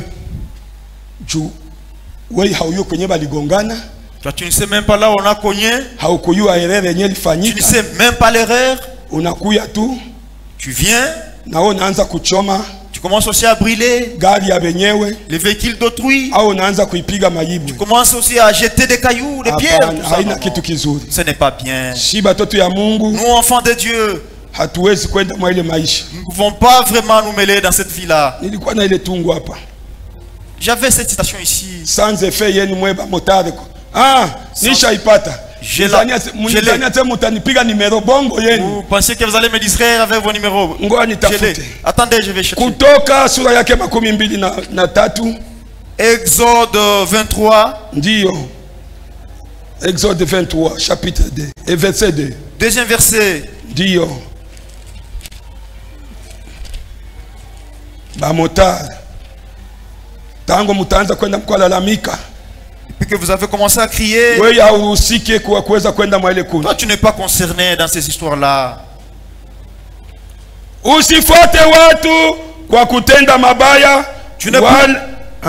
Tu Tu ne poursuivras point la multitude pour faire le mal.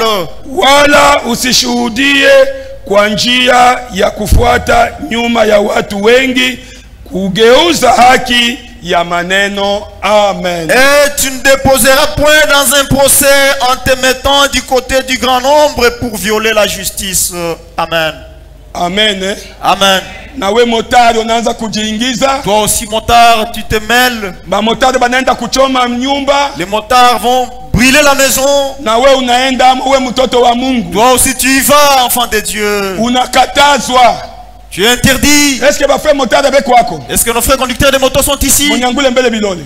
Levez un peu vos mains. Mungu amibariki. Que Dieu vous bénisse, mes frères. Musiende mwa ile maisha ya ba motari. Ne vous mêlez pas dans cette vie-là. Wewe muko zaidi ya bale ba motari. Vous êtes plus que, vous valez. Jumwe ni batoto ya Mungu. Vous êtes enfants de Dieu. Amen. Amen. Munasikia ba frère. Est-ce que vous écoutez, mes frères? Kama kesho unakia kuniambia sio no frère bali tukamata tu. Demain, tu viens dire Voilà, voilà, on s'est arrêté. Moi, je ne faisais rien, j'étais seulement à côté de la gare, on brûlait. C'est ainsi qu'on nous a tous attrapés. Je n'irai pas là-bas. Alors, dites à frère Brochet d'intervenir en ma faveur. Je ne lui dirai pas. Vous allez dire quoi alors? Ah, ce pasteur est méchant. N'est-ce pas que je viens de te donner l'écriture ici? L'évangile selon Luc, nous voulons terminer. La dernière écriture. Luc chapitre 6. Nous voulons terminer. J'ai commencé à 10h juste. Aujourd'hui le dimanche, je peux terminer jusqu'à 12h. Mais je me hâte parce que je sais que Luc 6, 43e verset. Oui. Maana hakuna muti mwema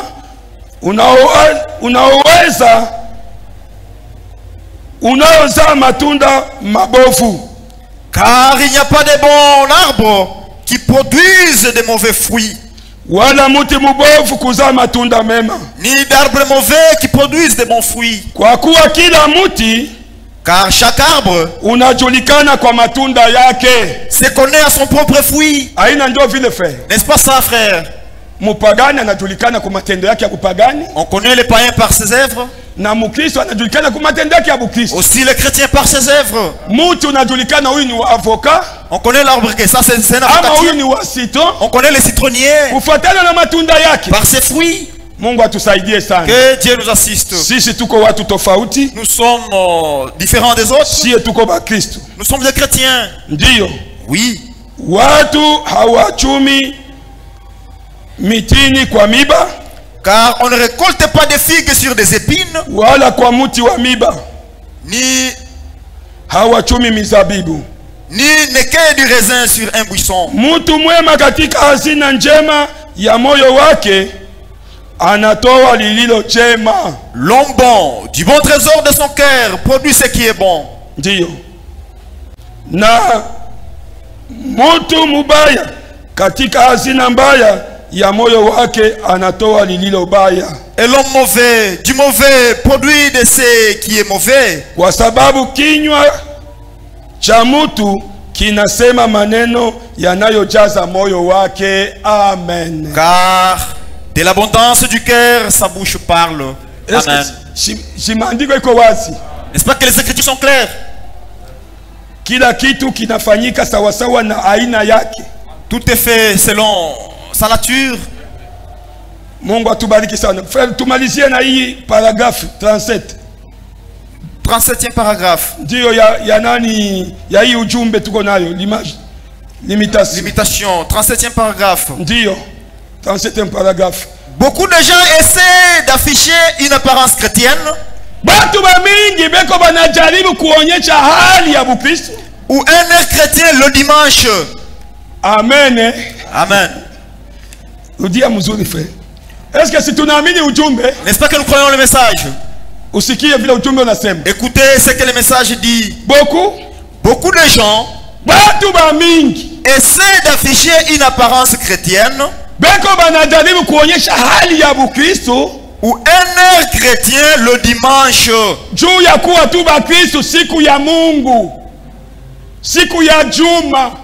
Amen. Le dimanche. Amen. Amen. C'est comme ça que beaucoup sont. Comme aujourd'hui c'est le dimanche. Comme nous voulons sortir, tu vas déposer ta Bible à la maison. Tu ne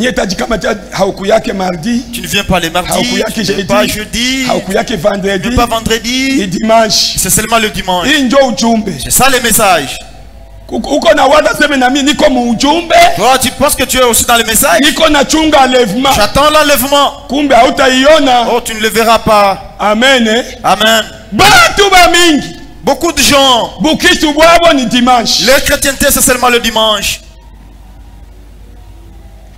Mais et le lundi, il vous faudrait avoir les genres d'air qu'ils affichent. Est-ce que vous n'écoutez pas les Français? Nous sommes tous walifons. Dès qu'il est lundi seulement, voit les gens manifester une autre apparence.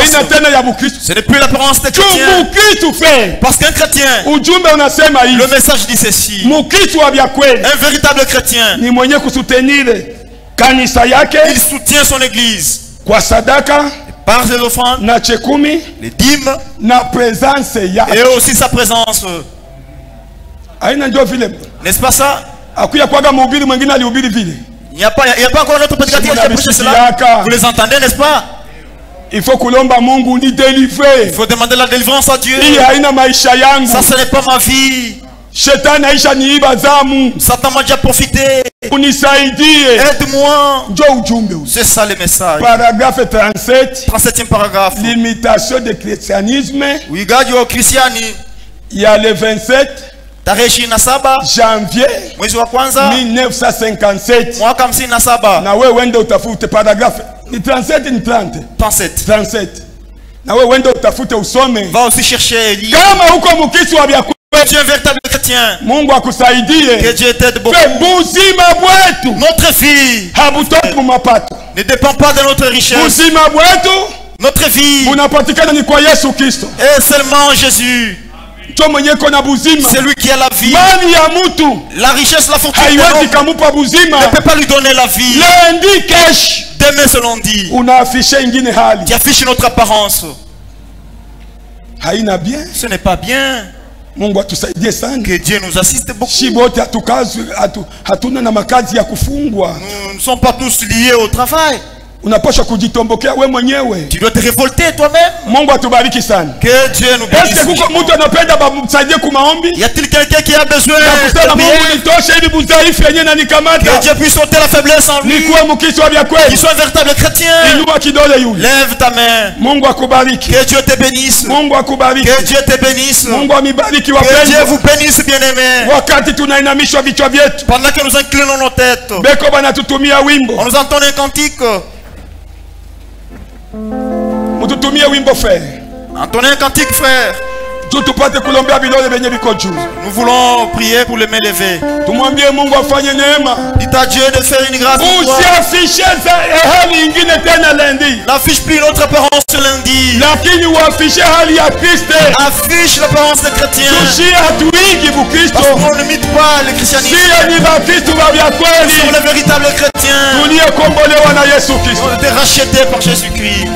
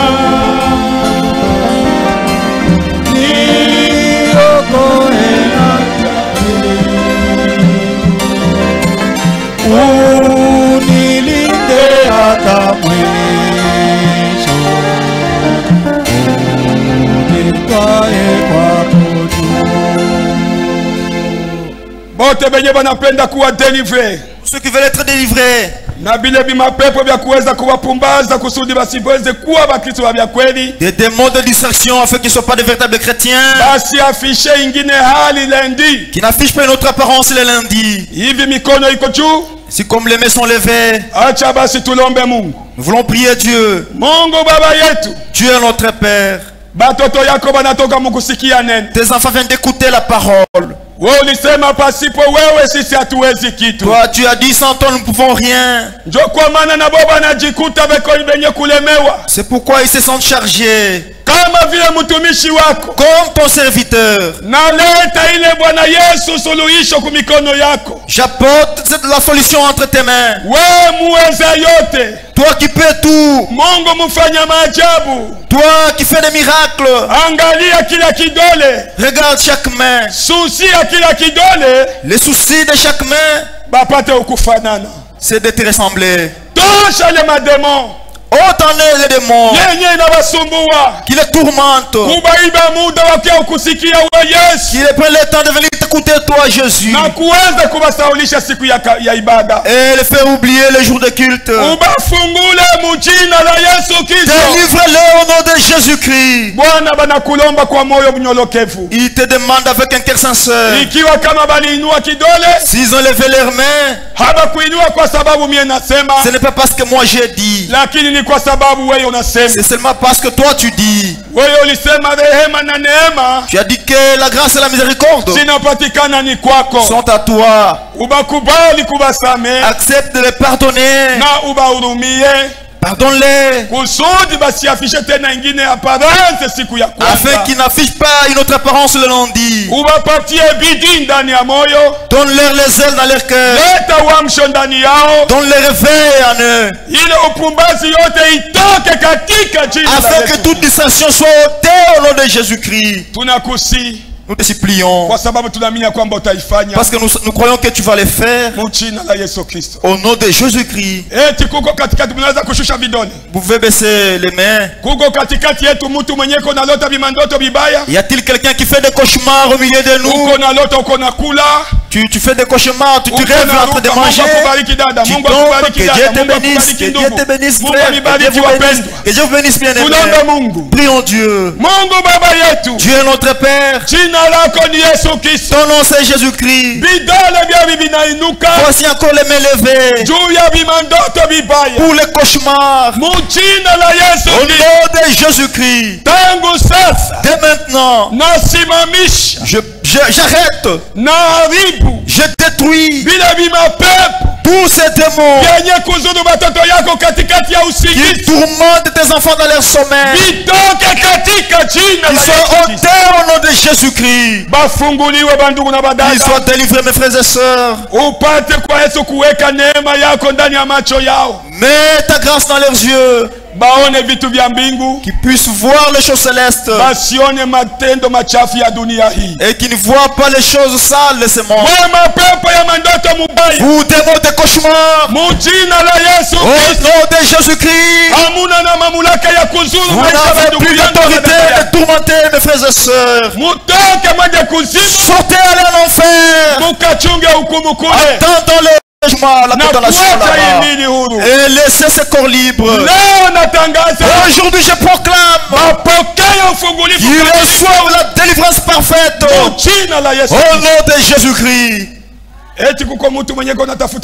Y a-t-il quelqu'un qui cherche l'emploi ici? Que Dieu te bénisse. Que Dieu te bénisse.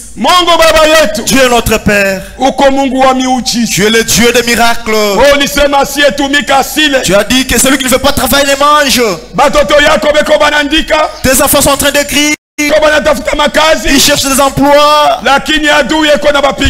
Mais l'ennemi les combat. Tu as dit que tu seras l'ennemi de nos ennemis. Tous les démons de manque. Les démons qui lient mes frères et sœurs. Les démons de chômage. Les démons de manque d'emploi. Au nom de Jésus-Christ, je les chasse. Que ce soit libéré des enfants. Partout des enfants ils recherchent l'emploi. Qu'ils soient restés de bonne main au nom de Jésus-Christ. Nous croyons que tu es le Dieu vivant. Et toi tu as dit, il y a personne qui s'est déjà confié en toi et qui soit confondu. Je crois qu'aujourd'hui que les enfants vont sortir d'ici. Merci Seigneur. Parce que toi tu es le véritable Dieu. Tu as dit lorsque 2 ou 3 se réunissent en ton nom, toi tu seras au milieu d'eux. Et je crois que tu es au milieu de nous. Et tu vas faire des prodiges. Parce qu'il t'invoque. On t'appelle le Dieu des miracles. Dieu redoutable au milieu de l'assemblée des saints. Merci Seigneur. Asante Bwana pour tout ce que tu fais. Nous te prions, croyons que tu vas le faire au nom glorieux, le nom de victoire, le nom qui a le pouvoir, le nom victorieux, le nom glorieux, le nom de paix, le nom de paix, le nom de le nom du salut, le nom de guérison, le nom de Jésus-Christ. Vont baisser nos mains. Nous allons maintenant, nous passons à l'étape du salut. Y a-t-il quelqu'un au milieu de nous qui veut croire en Jésus? C'est lui qui veut donner à Jésus-Christ sa vie. Si tu es là, tu peux lever ta main.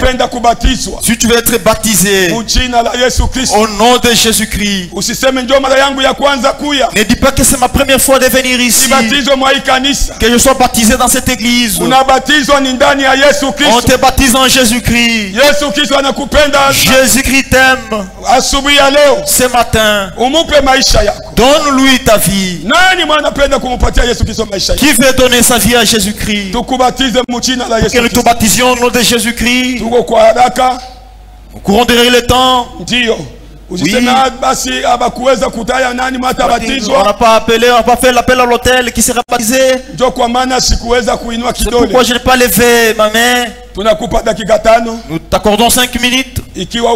Si tu es là, au balcon, au rez-de-chaussée, qui voudrait donner sa vie à Jésus-Christ, baptisé au nom de Jésus-Christ, les baptêmes au nom du Père, du Fils et du Saint-Esprit, les baptêmes au nom de Branham, les baptêmes où vous devez passer sous les drapeaux ou traverser le feu, c'est le faux baptême. Le vrai baptême, c'est au nom de Jésus-Christ. Qui d'autre qui veut encore s'associer à nous? Sommes-nous tous, êtes-nous déjà baptisés tous? Nous t'attendons. À toi, tu peux lever ta main et passer devant. Qui veut être baptisé ce matin?